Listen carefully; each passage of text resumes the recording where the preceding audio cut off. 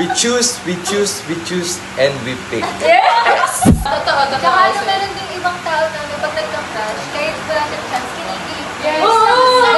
Yung kilig. Di ba? Sabi lang masaya sa kanila. Nasasaktan din kami. Sabi mo okay ka, mag-reflect ka sa actions mo.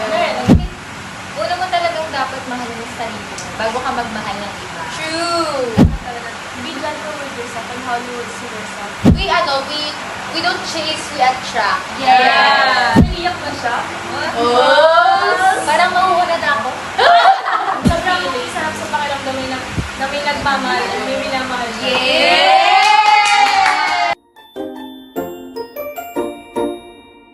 Welcome everyone, we're the new hosts of episode 2 of Inner Compass Confess. And this is... Hi, I'm Edsel. Hi, I'm Angelica. And hi, I'm Nisha. Hi, I'm Sai. And... One, two. Wait, 1, 2, 3, go. And we are the Inner Compass. Ang baday natin. Game. Okay, natin.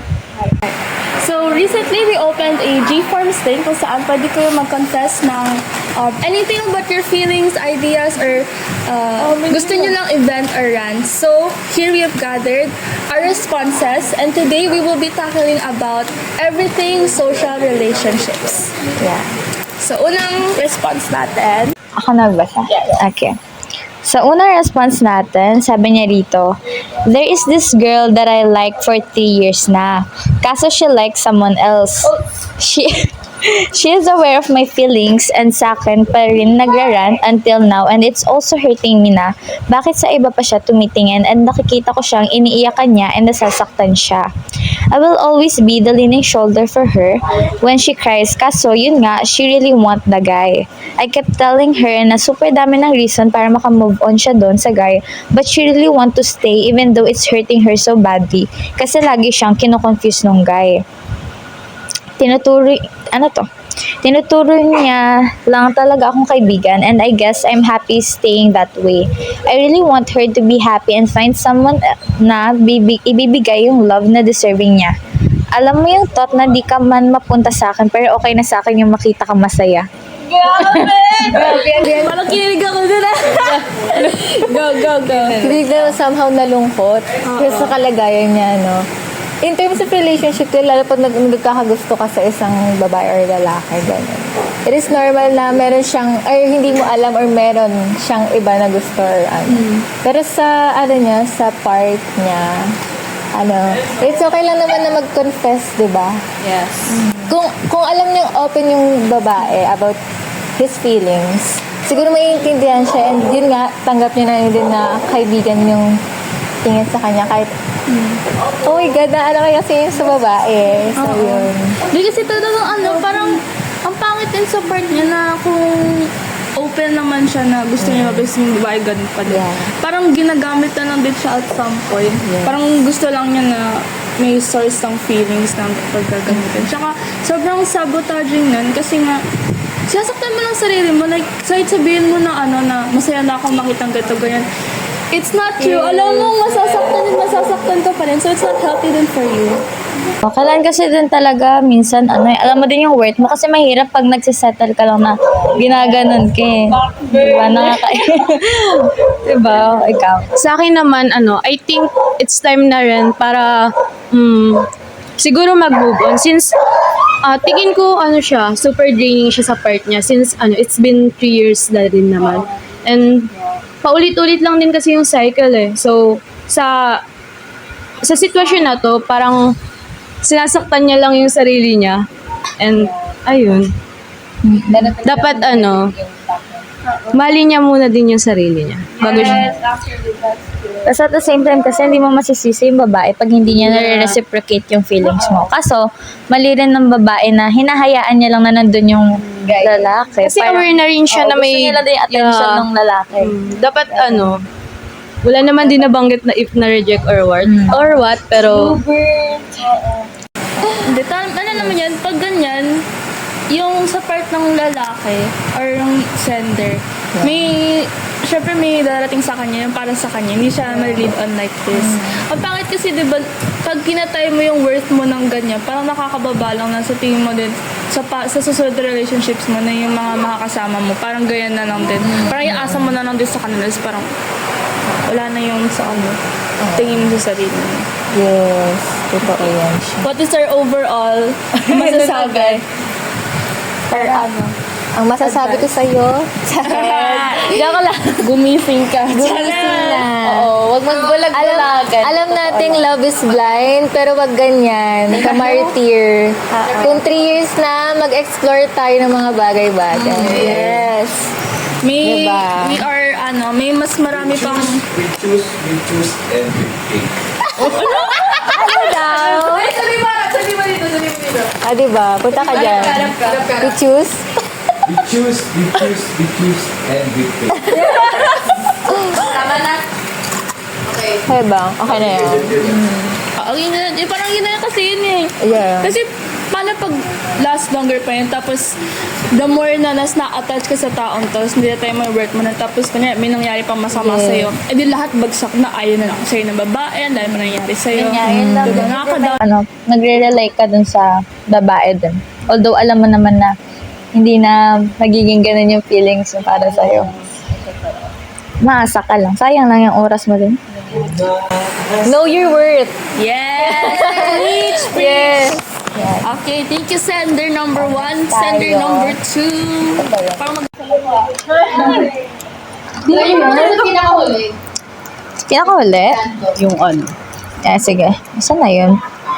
Ito na lang, hirap. Kahit ano din. Ito. Lately, I've been finding this guy cute ulit. I said ulit. Ito ata yung bago.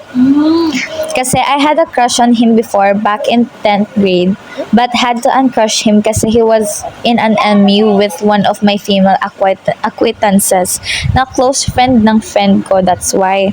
Wala lang, I just want to share this kasi ang cute niya ulit sa POV ko at crush ko ulit siya slight. parang Spark lang. Di may mga time talaga na gano'n, yung pag kahit matagal na, parang babalik uli yung Tapos kasi kapag respeto mo yung tao, na ina-admire mo siya ng ganun, hindi naman siya mawawala. wala naman masama dito actually. Normal lang naman ma-attract ka. Oo, happy.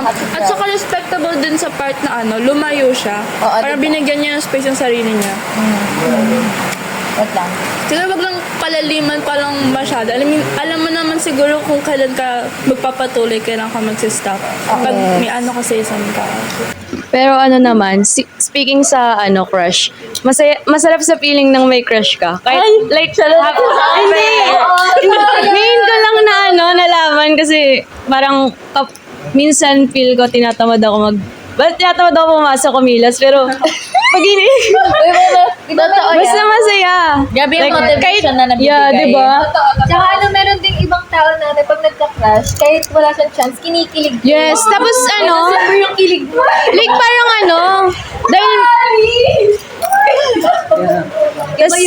Tangka mo na. Tapos dahil sa may crush ka, parang nagkakaroon ka ng way para i-improve yung sarili mo. Like, halimbawa, yung dati naman di mo ginagawa yung ganito, pero dahil may crush ka, magta-try ka ng magta-try para ma-impress mo yung tao na yun. Grabe na yun. Coming from her. So, Uy, hindi! Uy, hindi, absent siya ngayon. Ay! Joke lang! Go!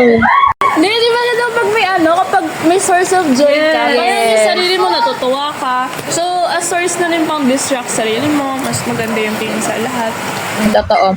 Ako before dati nagka-crush ako. Totoo yun.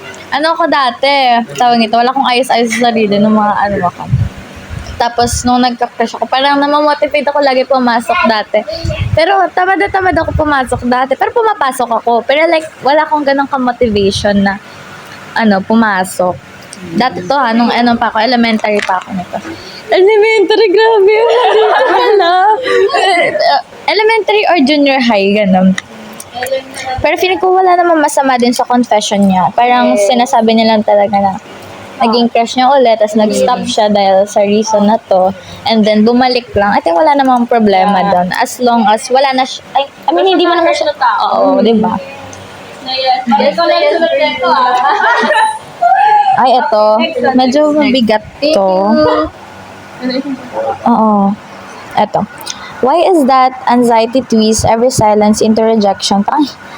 Ay, ang ano. Kasi ang ano eh, grabe English eh. And jealousy turns love into a competition. Why does attachment make distance feel like a threat? And why does the fear of betrayal make trust so exhausting? Was it always this easy to ignore someone, or does it just get easier over time?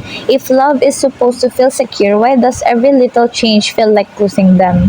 How much can a man take before overthinking drains his confidence? Before the fear of being hurt makes him push people away? Before he stops believing he's enough? And how messed up is it that no one ever asks how much it's eating him alive because he's supposed to handle it right?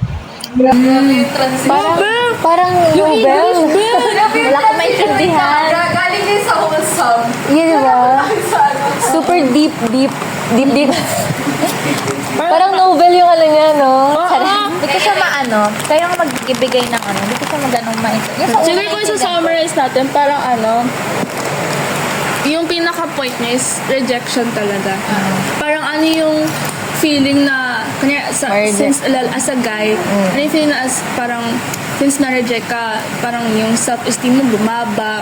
Tapos, lalo na kapag yung nireject ka ng tao na yun, close sa'yo, parang may distance na kayo, parang, meron siya pa, meron. Parang ano, di ba, nagkalayo na kayo, tapos parang everything, yung sinasabi natin kanina, kapag ano, umaasa ka sa isang tao na yun, tapos may nangyari pa sa'yo that rejection, hindi mo tinake na maayos. Parang lahat na ng nangyayari sa'yo, may take mas mababa. Tapos the part na lalaki pa siya, tapos di ba kapag lalaki, isip natin, lalaki naman yan. Ano yun? Kala nila matapang Oo, kasi mga babaero naman niya, wala naman yan sa kanila. Yung mismo standard na rin ng society natin na nakakapagod. Hindi lang for us women, pati na rin sa mga La, sabi nung ano, Sabi lang masaya sa Nakakainis. Pero ano, feeling ko, iba-iba din talaga tayo paano natin tinitake yung rejection. Pero at the same time, kailangan din talagang hindi natin siya ganong masamain. Kasi parang hindi naman porke na-reject ka, ibig sabihin, parang may maraming problema sa'yo. Hindi naman ganun yun eh. Baka, oo, hindi ka lang type, hindi ka gusto. May, di ba? He's not the right person for you. Oo. Kasi parang nag-expect ka siya. Kasi the more na parang Yun yung mahirap eh, nag-expect eh. Oo. masakit kasi. Nakakala mo kasi ito lang yung parang siya na, Na-reject ka. Masakit ka. Kung ano sa Na-expect ka. Di ba? Parang ikaw ang sumulat nito. Ay! Joke lang. Pinsan. la. Tama di daw nag-my-day. Wala pa akong ito. Wait lang. In-process ko pa kasi yung question since, ay hindi, yung ano niya, sagot, yung confession niya. Since parang ang lalim siya masyado. And yeah. Siguro ano na yun din, parang yung first sender natin na kinikim-kim lang din nila. Tapos parang over time, mas lalong lumalaki yung feelings nila. Understandable naman. Yeah. It's big feelings. Tapos pag sinasarili mo, the more ka na magiging aware sa mga naramdaman, parang lalo mo siyang dinadamdam. Pero again kasi, nakita, sinabi din to sa atin before na yung nangyayari sa atin, like 90% nung magiging outcome ng nangyayari is from our reaction.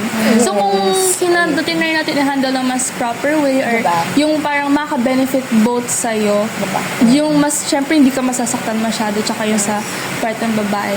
Siguro hindi na siya ganun kasama. And mas better din sa'yo since it's how Kung paano mo talaga yung i-handle yung rejection, yun yung mahalaga eh.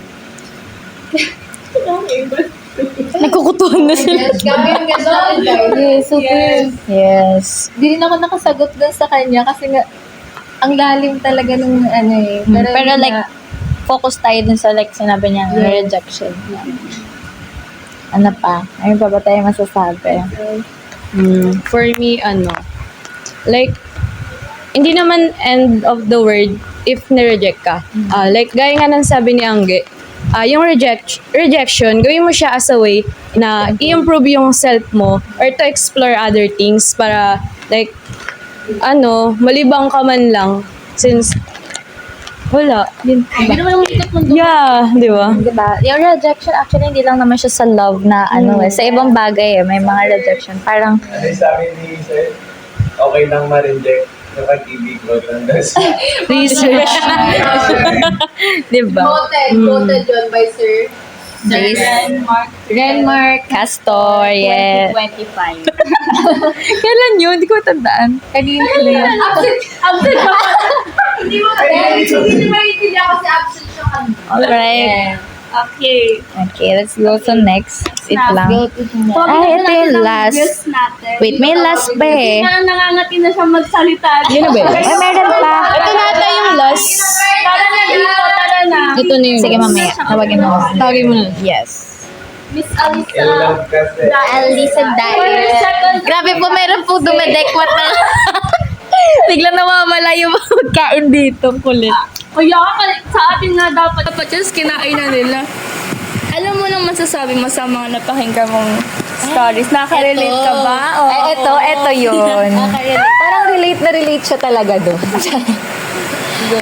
go. Anong insights mo about yung sa mga confession na Ano kasi halo-halo yung mga narinig ko dun sa mga sender. So, depende na lang talaga sa atin yun kung paano natin iti-take yung actions ng tao. Yun. Short and concise. Yes. Okay, for our last na yan, oh. May question muna ako sa sa guest natin. Ayan. Talaga. Hot seat. Ikaw ba, if you would rate your love life now, Wow. what, from a scale of 1 to 10, from a scale of 1 to 10, sige, 10 being the best, Five 1 being lang. the bakit 5? Safe choice. Bakit 5? Hindi, 1 to 5 lang. Sige. Sige, 1 to 5, sige. If you would rate your love life now, or your current love status now, 3 daw. 1 to 5, ano yung number? 5 being the best, 1 being the worst. Yes, diba? Natural blush. Natural blush? Hindi, 3 lang. Neutral lang. Bakit? Kasi hindi pa naman kami dun sa stage talaga na ano pa lang. Getting to know pa lang. Kami. Okay, that confirms Wag lang something. mabait. Yes. Yes. Oh, okay, explain what is breadcrumbing. Ayun na. Go, go. Explain mo sa mo. Another guess. Hoy, dito ka, Ivan. Theory. By me. Dapat si Lord din eh. Grabe kasi, ito yung parang... Di ba? Parang gusto niyo yung isa't isa. ako ng cellphone? Pero, hindi ako meeted. Yes. Parang ano lang, parang fling.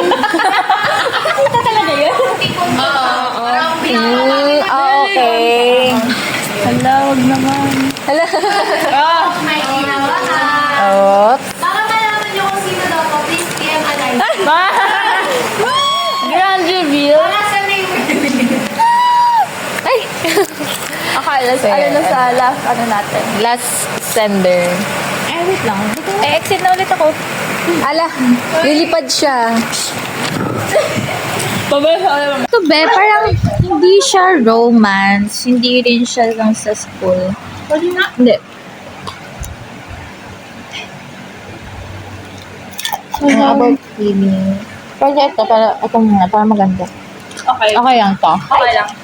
Ito, hindi siya like ganun pasok sa romance, pero like, ito yung sabi ng sender natin. Minsan hirap akong ipakita kung ano talagang nararamdaman ko. Masyadong akong sanay sa okay lang ako, kahit hindi naman talaga. Ano ba to kanina? Hindi pa, no? May mga moments na gusto kong sumigaw, pero ngiti na lang ang lumalabas. May times na gusto kong sabihin sa isang tao kung gaano sila kahalaga. Parang pwede pala. Pero natatakot akong baka hindi nila iyon maramdaman o masuklian. Minsan iniisip ko kung may mga taong gustong sabihin sa akin nang hindi nila masabi rin. Ano huli? Iniisip ko kung may mga taong gustong sabihin sa akin ang hindi nila masabi rin. Parang may gusto kasi siyang sabihin Parang ano something. siya, hopeful, na tao. Alam mo yung masabi ko. sometimes, it's okay lang na i-let out yung mga feelings natin or yung sama ng dinadamdam natin. Since, hindi man ito mabawasan yung bigat ng hindi man mabawasan yung problema mo, pero sometimes kasi mababawasan yung bigat, lalo na kapag may nalalapitan ka or nasasabihan ka. So, normal lang naman yun, pero it's okay talaga if may support system tayo, like sa friends or family.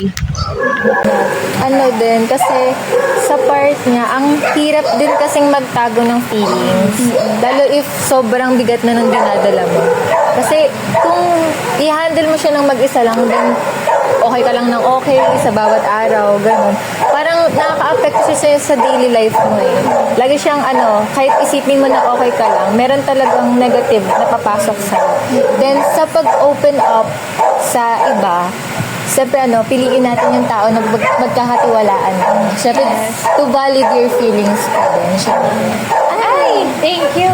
Yes, ikaw, Sai. Ikaw ba? May opinion din yung answer, guys. Sabi niya, whoop. Yes. Ikaw ba, Sai? Feel ko yung tao to, very siya. May nararamdaman ako parang good energy sa kanya. Kasi parang siya yung tipong tao na yung mga tao na hindi mo alam, tahimik lang sila, pero marami sila nasasabi sa'yo. Tapos parang na-expect nila na sana nakasama ako sa mga activities na gato, ganyan. Parang gusto nila may nakaramdam din sila ng halaga sa ibang tao. And nakaka-relate din ako doon kasi hindi din ako vocal na tao. Basta sa akin, hindi ako makabigay ng parang burden ako sa ibang tao. So, ang kaso nga, yung tulad doon, pag okay ka lang na okay, sabi nito sa akin, kahit na sabihin mo okay ka, magre-reflect siya sa actions mo. Kunyari, nagiging passive-aggressive ka, parang pag sinasabi mo na okay ka, pag tatanong ka ulit, magagalit ka. Pero kasi may dinadamdam kang sama ng loob. So, parang yun ang naiintindihan ko pa sa ngayon. Hindi ko pa naman process maayos eh. Parang yung sabi din kasi diba sa episode 1 kanina, kapag mabigat na talaga, parang hayaan mo yung sarili mo mag-open sa iba. I mean, depende yan sa'yo. Kasi minsan may mga iba talagang tao na ayaw talaga nila, gusto nila kanila muna. Pero may mga tao din talagang gusto, pero hindi nila magawa. Kasi siguro, hindi sila surrounded ng mga tao na mapagkakatiwalaan talaga nila mapagsabihan. Or, baka yun din yung sinabi ni Sai na, gusto mo naman, pero like feeling mo, dadagdag ka rin sa, siyempre kasi diba, hindi mo naman alam ano ding nararamdaman ng iba, na may pinagdadaanan din sila.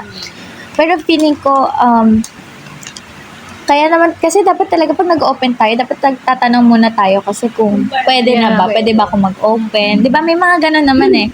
Kaya, okay lang talaga na mag-open tayo as long as i-answer mo muna na okay din sila. Para, alam mo yun, mutual kayo na pwede nyo mapagsabihan yung isa't isa. Tsaka, ano ba to? May times na gusto kong sabihin sa isang kung gano'n sila kahalaga. Pero natatakot ako.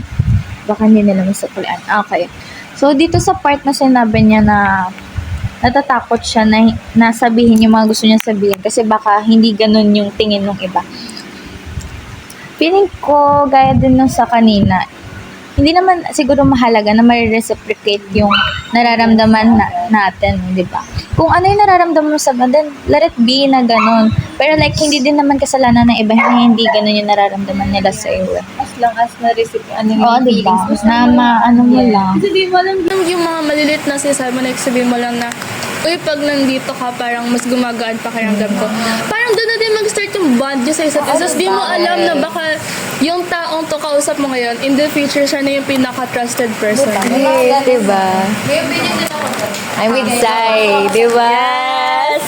Kasi di ba kasi sabi niya parang feeling niya hindi ma-reciprocate yung nararamdaman niya pag in-open. Parang discussion na rin yung taong in-open up niya kung paano niya iti-take yun. Kasi hindi naman lahat satisfied. Kasi minsan, ang satisfaction kasi, subjective din. Kahit sabihin mo, satisfied sila sa bagay niya, or satisfied ka sa sinabi mo. Pwede sa kanya, parang na-open siya, ganun. Pero hindi mo na makakontrol kasi. Oo. Yes, Actually. As long as tas may communication kayo. Yun lang naman yung ano. Open up mo. Nang hindi ka naman na parang nang-open. Yes. I-clear mo lang intentions mo, yung gusto mong sabihin is yung kung ano yung naintindihan nila, i-clear mo kung ano yung na-misinterpret nila para at least on both sides, clear kayo na wala kayong sama ng love sa isa't isa. Okay lang yan. Okay lang maging honest minsan. Yes. Kasi minsan yun din yung magiging sense sa isang tao na magsabi sila sa'yo kapag honest ka sa nararamdaman mo. Oo, actually. Diba, nagiging- More trust din sa isa't isa. Ito yung Okay. pinaka-last. If you want some motivational words, DM me. Charot! Charot, joke lang. At Nisni! On IG ha. Just listen. Yes. Wala kasi bawal. Nishni. Ito, very, very last na confession. Very concise. Is it true that you can't love anyone if you don't love yourself? Ay! Ay. Huwag na kulay, huwag na kulay. Hindi ko may alibig sa Sino ko magsalita? Two sides of a coin. Okay, let's start with Edsel. Okay, let's start with Sai. Sige, ikaw gusto mo. Sige, kayo muna. Side na lang. Dong side na lang. Go, Edson. Ako wala. Sige, go. Ako very much nakarelate ako dito. And nagdadmin talaga ako sa face na to na parang tinanong ko muna sarili ko na paano kung ano lang to, parang gusto ko lang ma-reciprocate yung love. Kasi hinihingi ko kasi wala ako sa bahay, ganun. Kailangan ko from other people. But the more I think about it kasi, na... Wait lang. You can love other people, pero yung love na yun, may limit siya. Parang there's some extent na magkakos sa problems sa relationship yung sa isa. Kasi, hindi ko sure kung ano yung specific quote, pero parang may saying dito na people will only meet you as deeply as they've met themselves. So, if nagkaroon man ng problem sa inyo, kapag hindi mo syempre, pag di mo kayang mahalin sarili mo, di mo alam paano mahalin sarili mo, nagkaka-problem yun sa relationship niyo. For example, yung self-sabotage. Alam niyo yung parang sa relationship na may pinapakita silang parang expression or action sa'yo. Tapos, parang di mo kayang tanggapin. Tapos parang sa kanila naman, bakit di mo kayang tanggapin? Sabi mo, kasi ganito, ganyan. And it's about yourself. Di mo malalaman na yung love na binibigay mo sa ibang tao, it still depends on you. Kasi kung ano yung natututunan mo sa sarili mo, kaya mong mabigay. Kasi kung di mo kayang, di mo kayang makipag-open sa ibang tao kasi takot ka, or feel mo, ma-judge ka kasi ganitong klaseng tao ka, yung personality mo, yung self-esteem mo sobrang mababa. Mahirap talaga na mag-work sa isang relationship ng ganun. So, you can love someone, pero there's an extent to that, and kailangan mag-improve. Yun lang masasabi ko. Ay, parang nasabi mo na. Charot. meron pa yan. I agree with Sai. Kasi naranasan ko din to. Charot! Ay, totoo yan. Totoo yan. Pero ako naman kasi is nag-improve naman talaga. Kasi, una mo talagang dapat mahalin yung sarili mo bago ka magmahal ng iba. Kasi parang magre-reflect siya. Sabi niya, magre-reflect yung sa relationship niyo yun. Kasi, if hindi mo kayang mahalin sarili mo, bakit ka magmamahal ng iba? Diba?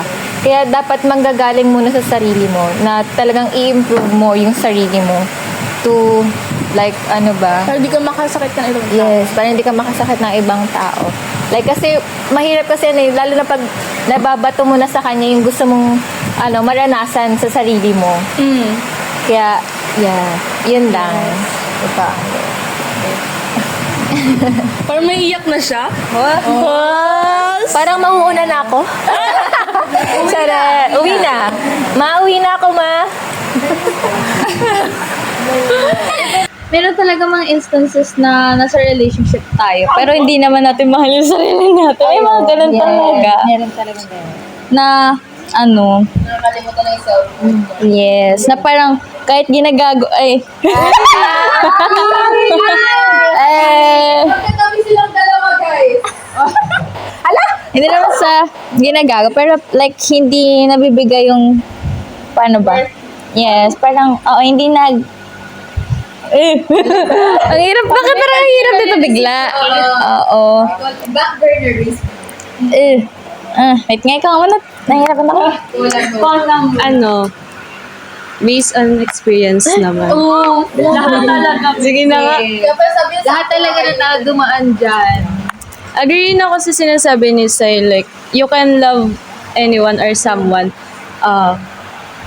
even though, like, hindi mo pa ganun kamahal yung sarili mo. Pero, I think it's unfair sa other side since tayo, find tayo ng find ang way sa validation, pero di natin alam parang, di natin sure if ganun din ba yung nagagawa natin sa ibang tao. And, I swear. Oh my God. ay, naiyak na. Ano ko lang yung ano. Sama kami. Mauwi na ako. Pero, yun nga, based on experience, natanong ko rin yun sa sarili ko, like, paulit-ulit kami sa cycle, like, like, yun nga sa, mahirap din magkaroon ng, like, avoidant attachment sa, sa relationship or sa situationship. And, ano ba? Ito yung sabi ko na tayo. Yeah, sobrang hirap mag-deal sa ganun. Nadidrain ka rin, then yung mo, nadidrain din. Ang hirap din mag-stay yung pag-work. Ini-disturb kasi kayo. May 2,000 days. Audio na lang, audio. Audio. Per file lang. Wala, hindi ko alam ang sasabihin ko. Pero di ba, like, may time na kunwari, like, binibigay natin yung love na hindi natin nare-receive. Di ba may ganong, Oo, yung love lang. Parang Oo. May concept rin siya ng utang na loob eh. Kasi kapag, syempre, ina-expect mo na rin yung bibigay mo sa ibang tao. Gusto mo ma-receive mo rin. Pero nakaka-destroy din mo. Yes. Good luck mo sa akin. Ayun na. Conclude. Ano na lang, conclusion na lang. Parang Words for the senders. Pagdating sa love life, ang masasabi ko lang talaga, try yung muna talaga, be gentle with yourself and how you would see yourself. Tsaka sa actions mo. Kasi syempre you have to mature then. Hindi lagi about reciprocity. Ayan. Yung receive ka ng receive, o kaya yung bigay ka rin ng bigay. Masama rin yun. Dapat equal din talaga. And then, pag beyond love or romantic relationship sa family, it's important na lagi kang maging honest sa mga nararamdaman niya. Lagi may communication. Kasi, tulad nun, kapag parang nasanay na hindi kayo nag-uusap, yun din yung nagiging way mo sa ibang tao na ipag-usap, na di-destroy lahat ng relationships mo, pati yung sarili mo. Diba? Parang wala akong masabi. Charet. Ayun. In terms of relationship, paano ba? Charet! Words lang gusto mo sabihin sa mga sender. Yun. Sa sender. Kasi more on kasi yung sa kanila is parang hinahanap nila sa iba eh. Yung love na gusto nilang maranasan sa kanila. Pero dapat kasi, yung sa huli nga natin na sender, love yourself na lang muna. If talagang hindi pa ready, na wag mong hanapin sa iba, try to connect muna. Try to bond with them or such. And tsaka, pag kaya mo na or alam mo na sa sarili mo na halago na ako dito. Kasi nakikita ko na yung sarili ko na, nag-success ka eh. Charot! Hindi. Sumakses eh, di ba? Kaya yun, if you're ready, good luck. If you're ready, good luck. Let's go. Mauwi na. We don't chase, we attract. Yes. Kasi kung It will come to you. Kung nandun ka na sa place na tama ka, ma-attract mo yung tamang tao. Yes. Yes. Sabi nga ni Lord, yun, a beautiful garden. Okay. Ang dami yan ko. Lord Siri 2025. Hello. Okay na to. Meron pa. Siguro sa mga taong grabe na may taong. Basta sa mga taong siguro feeling nila like hindi nila deserve yung pagmamahal na nare-receive nila from other people. Hello, wala kang sabi bigla. Yun yung quite malalaman Yeah. na Ano lang. Malalaman mo na sa sarili mo. Kailangan Yes. mo yung sarili mo. Kasi Kailangan mo lang din talagang bigyan ng oras yan eh. Kasi, pag ipupush mo talaga yung sarili mo na magmahal, parang, tawag ito, pag pinush mo yung sarili mo na magbigay, tapos, parang mag-expect ka din lagi ng kapalit. Ikaw din yung masasaktan at the end eh, kapag Kaya kailangan, it takes time talaga. Pag hindi ka pa ready, wag muna. Di ba? Action. Hindi, okay na. Pwede ako. matulog. Sorry. Di ba?